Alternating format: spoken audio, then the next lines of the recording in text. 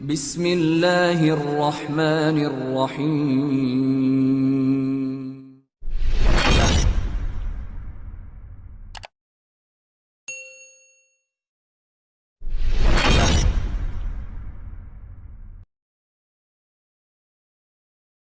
Hasan Basri pernah didatangi oleh 3 orang. Hasan Basri seorang ulama tabi'in yang tadi juga saya sudah sebutkan kisahnya di awal pertemuan kita. Beliau pernah kedatangan 3 orang. 3 orang ini minta nasihat, karena selalu dia nasihatin orang. Hasan Basri terkenal kalau bicara teman-teman surga, neraka, kematian. Nasihatnya selalu berkisar di situ. Jadi orang merasa imannya bertambah. Ringkas cerita, datang 3 orang ke rumahnya. Yang satu mengatakan, wahai imam, saya sudah lama menikah tidak punya anak. Saya sama istri saya, dibawa istrinya sama dia, udah lama berobat, sudah 10 tahun menikah nggak punya anak, dan sudah berobat sana sini sama tabib tidak sembuh-sembuh. Apa saran anda? Sudah ikhtiar. Kata Hasan Basri, perbanyak istighfar. Bukan baca ya, perbanyak istighfar. Orang ini pergi. Kemudian masuk orang kedua. Hai imam, saya sudah lama sakit. Di perut saya ini ada penyakit, sakit. Kalau sakit itu luar biasa. Sudah berobat sana sini nggak pernah sembuh. Sudah ikhtiar. Apa saran anda? Kata Hasan Basri, perbanyak istighfar. Lalu yang ketiga mengatakan, masuk orang yang ketiga, wahai imam, saya sudah lama bekerja keras, tidak pernah kaya seperti fulan. Ditunjuk orang kaya di kampung itu. Maka saran anda apa? Dia bilang perbanyak istighfar. Perbanyak istighfar. Maka pada saat itu teman-teman sekalian, waktu sudah pulang semua, istri Hasan Basri tanya, kenapa tadi 3 orang ini pulang semua? Ada beberapa athar menyebutkan murid-muridnya yang bertanya, gitu kan? Kenapa anda cuma mengatakan istighfar? Kenapa anda tidak pandu mereka? Mungkin yang satu butuh modal, yang satu butuh tabib, dokter, satu butuh obat mungkin. Kata dia, tidakkah kalian sudah dengar kalau mereka sudah ikhtiar, tinggal ada penghambatnya nih, dan penghambatnya adalah dosa-dosa mereka. Dan Allah sudah berfirman dalam surah Nuh, surah nomor 71 ayat 10 sampai 12. A'udzubillahi minasyaitonirrajim. Nabi Nuh berkata kepada kaumnya, faqultu astaghfiru rabbakum innahu kana ghaffara. Aku berkata kepada mereka, Nabi Nuh berkata kepada kaumnya, istighfarlah kalian, mohon ampunlah pada Tuhan kalian, karena dia maha pengampun, dia suka kalau kalian tobat tuh. Ayat 10, ayat 11-nya, yursilis sama alaikum midrara. Mereka atau pasti Allah akan turunkan dari langit hujan yang lebat. Dan kita tahu hujan adalah sumber kehidupan manusia. Makna letterletnya, makna tadabburnya adalah, makna tafsirnya, dia akan turunkan dari langit rezeki-rezeki yang midrar. Midrar itu bertubi-tubi. Ayat 12-nya, wa yumditkum bi amwalin wa banin wa yaj'al lakum jannatin wa yaj'al lakum anhara. Dan pasti dia akan memperbanyak buat kalian. Yumdit, mad ini artinya mendobelkan, melipat gandakan. Dan pasti dia akan melipat gandakan, menambahkan buat kalian keturunan, harta-harta, amwal dan keturunan, serta dia akan melebatkan kebun-kebun kalian dan akan memperbanyak ya sungai-sungai kalian, sumber air kalian. Imam Ahmad rahimahullah pernah didatangi teman-teman sekalian oleh seseorang. Maaf, Imam Ahmad pernah di akhir hidupnya, ini kalau teman-teman yang pernah dengar kisahnya, maaf saya ulangi karena memang berhubungan dengan poin ini. Pernah Imam Ahmad rahimahullah di akhir hidupnya dia tidak tahu kenapa dia harus mendatangi sebuah tempat. Lalu kemudian dia pergilah ke sana. Setelah dia tiba di kota itu, tiba waktu maghrib, dia masuk ke sebuah masjid, lalu dia sholat maghrib. Habis maghrib beliau duduk rahimahullah dengan membaca Al-Quran. Imam Ahmad ini kalau nggak salah meninggal tahun 240-an, satu dari 4 imam madhab ya. Imam Ahmad rahimahullah masuk ke masjid, kemudian beliau duduk sholat maghrib, duduk mengaji sampai isya. Beliau sholat isya berjamaah karena tidak tahu kenapa datang ke kota itu. Lalu kemudian beliau ingin istirahat. Habis sholat ba'diyah isya, orang-orang semua pada bubar. Imam Ahmad ke sudut masjid, lalu dia baring. Marbot masjidnya datang, tanya, wahai imam, wahai syekh.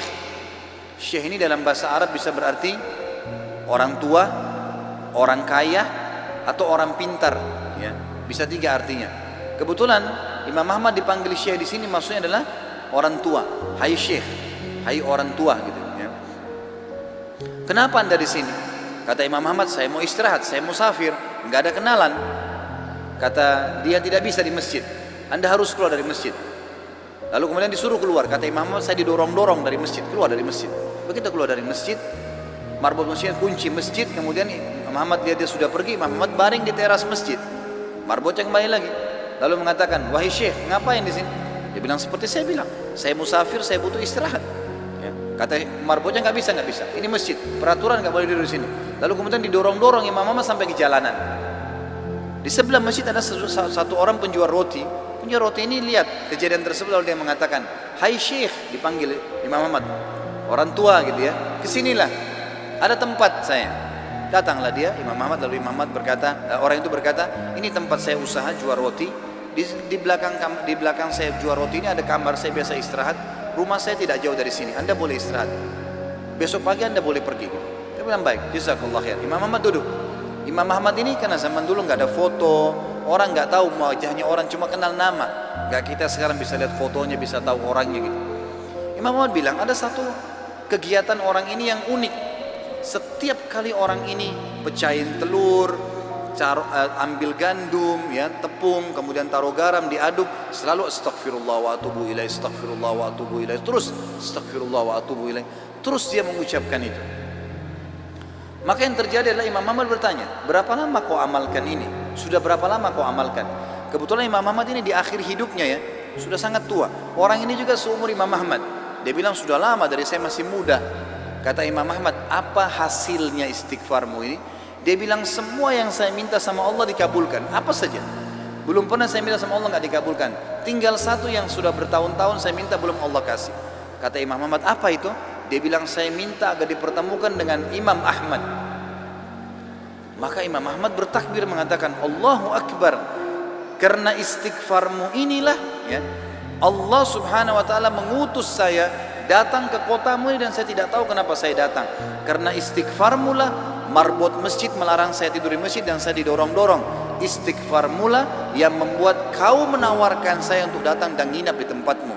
Saya Ahmad bin Hanbal. Allah Azza wa Jal datangkan Imam Ahmad ke rumahnya karena istighfarnya.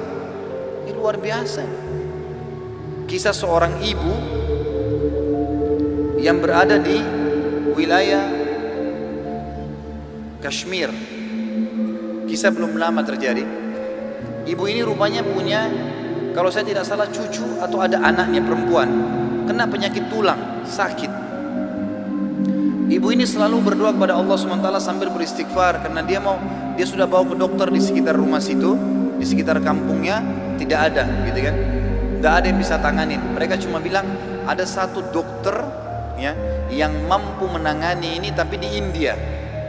Dia di India dan dokter itu muslim, ahli spesialis tulang, cuma dia yang bisa. Ibu ini tahu dia tidak punya kemampuan uang beli tiket pesawat atau kendaraan, mau bayar dokter tidak mungkin. Maka ibu ini memperbanyak doa dan istighfar, selalu istighfar kepada Allah. Ya Allah, kalau ada dosa maafkanlah, sembuhkan anak ini. Ya Allah, pertemukan sama dokter itu, mudahkan supaya anak saya ini berobat. Ringkas cerita, dokter yang tadi jadi target ini keluar dari India, ada acara, dia naik pesawat melewati wilayah Kashmir tadi itu.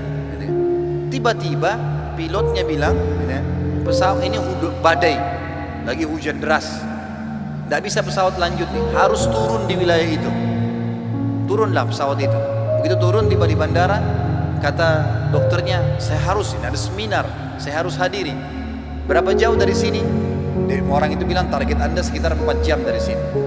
Kata dokter, baik, saya mau sewa mobil, ya, masih bisa keburu, gitu kan, masih sekitar 6-5 jam lagi acaranya, 5-6 jam lagi. Begitu dia sewa mobil, jalan sedikit dari bandara, ternyata, ya, hujan makin keras. Kata supirnya, nggak bisa kita jalan. Kalau jalan ini paksanya bisa kita dihancurin oleh badai. Kata dokternya, baiklah kita istirahat. Mampir di pinggir, mampir ke sebuah rumah. Rumah itu rumah tua, rumah kayu. Lalu tabibnya ini, dokternya ini naik ke rumah itu, berteduh, ketuk-ketuk, ucapin salam, dijawab waalaikumsalam. Keluarlah seorang ibu. Lalu kemudian dokter ini bilang, maaf, kami ini musafir, hujan lebat, bisa berteduh di sini. Kata ibunya, silahkan. Lalu ibunya itu mengambilkan minuman, dihidangkan minuman. Waktu sementara duduk di ruang tamu, anak perempuan si ibu ini lagi nangis-nangis kesakitan tulangnya. Ini ibu yang tadi sakit tulang. Ini dokter yang jadi target sampai di rumahnya. Lalu kemudian dia berkata, tabib ini, kenapa ya anaknya ibu? Dia bilang sakit tulang. Kenapa kok sakit? Kenapa nggak dibawa ke dokter? Sudah, tapi kata dokter semua tidak bisa sembuh. Dan dokter yang bisa tangani cuma seorang dokter di India namanya Fulan. Disebutkan namanya dokter ini. Dokternya tiba-tiba nangis lalu berkata, segala puji bagi Allah subhanallah yang telah mendatangkan saya ke rumah ibu. Saya ini dokter yang ibu sedang targetkan. Allah datangkan dokter itu ke rumahnya justru karena istighfar, karena doanya kepada Allah SWT. Tidak pakai biaya, malah dokter itu biayai gratis dan datang ke rumahnya. Seperti itu, dan banyak ribuan kisah begini teman-teman sekalian yang berhubungan dengan istighfar.